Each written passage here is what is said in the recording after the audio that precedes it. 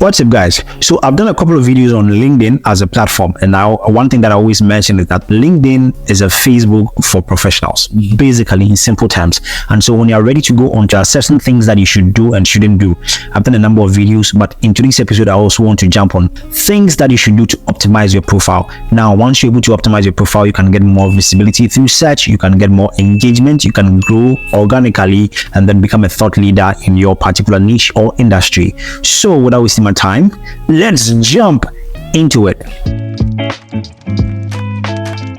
Before we do it, I'm giving away some Rimo free products, so at the end of the month. So if you're interested in any of them, please like, share, comment, subscribe, engage with me, and then at the end of the month I'm going to select some specific individuals and then at random and give it out to them. So back onto today's topic, you definitely need to complete your profile. Now, like I said, this is a professional platform, unlike Facebook, whereby if you don't have a profile picture, nobody cares. If you don't have a bio, nobody cares.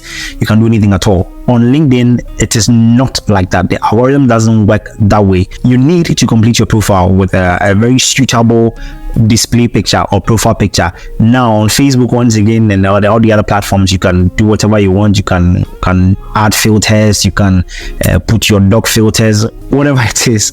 Nobody cares on the other platforms, but on LinkedIn, seen as it's a serious professional platform, you need to have a good image. I'm not going to tell you to go and wear suit or go and wear your Christmas dress, but anything that makes you presentable, that can make you visible in it enough to give a visitor or a user an idea of who you are in your physique. It's very good.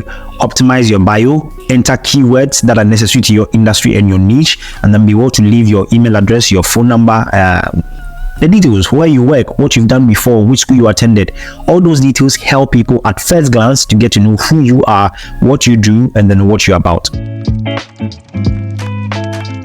Now, the second thing has to do with customizing your profile. On Facebook, one thing I like is once you sign up, automatically your profile URL is derived from your profile username, so it makes it quite straightforward and simpler for you. But for LinkedIn, it is not like that. They give you default where you see LinkedIn and there's some numbers and some letters in the URL, but if you want to customize it, it is doable. So in simple terms, if you want to customize your profile URL, just open your LinkedIn feed, and then when you get to the home page, look for your profile that you see, then just click on it. It's going to load. Now at the top, you're going to see the URL showing. For me, I have personalized mine, so it's linkedin.com/in/Perry-Tinden. Okay, if you want to customize yours, once you open the page like this, at the top right corner, you're going to see profile language English, where you can just simply switch and then use what language you are comfortable with. And then below it directly is the public profile and then URL. There's a pen icon there. You click on it and then it's going to open the page for you onto your settings. Just go through it, look through it, and then modify all the details that are on there. Okay, so over here is going to give you a summary of your profile details. Okay, and then at the top right again, the icon there shows customize your URL or edit your custom URL. So that's where you can just change the name, delete it, clear it, and then of course there are parameters, so you just check it out. Once you're okay with it, then you save it in simple steps. That is how to customize your profile URL. Now, one may ask, why do I need to customize my URL? Customizing your URL, as the name implies, makes it yours. When people are looking for you on the LinkedIn platform, they're going to search for your name, right? Now, if I want to make things faster and simpler for you, I can just share my link with you. It is straightforward. So once you click on it, you can easily have access to me, and then we engage on a business-wise or collaborative purpose. But imagine my profile was linkedin.com/abc112113. It makes it so cumbersome to even remember.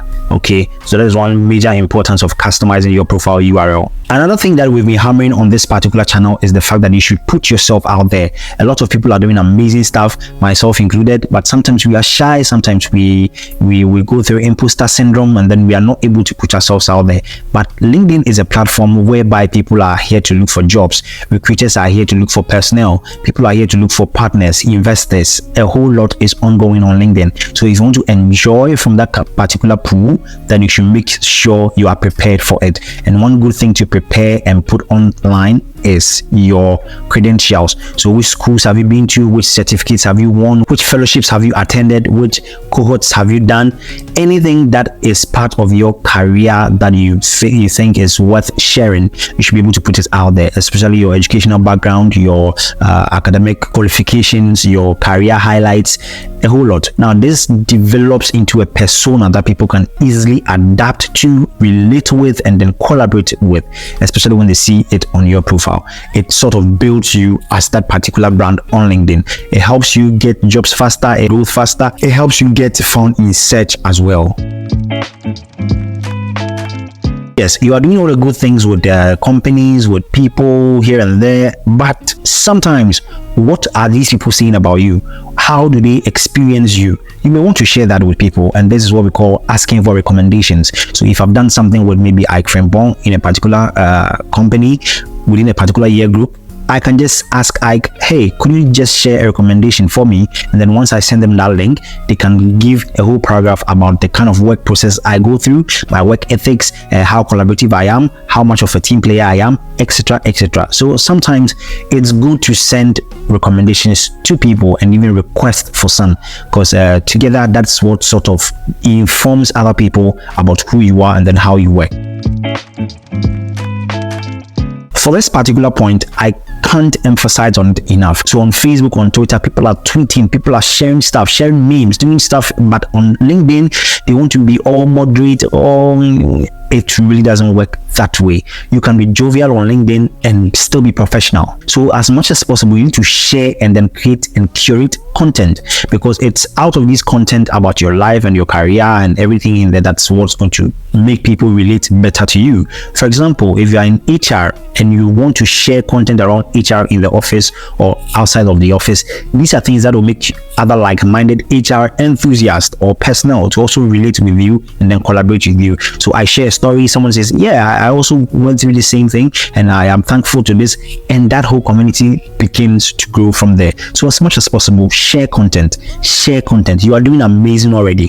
Put it out there, share thoughts about it, ask people what they think about it. If you've run a project, you are done, share some insights about it. If you're creative, you've run a brand's guide, share something about it.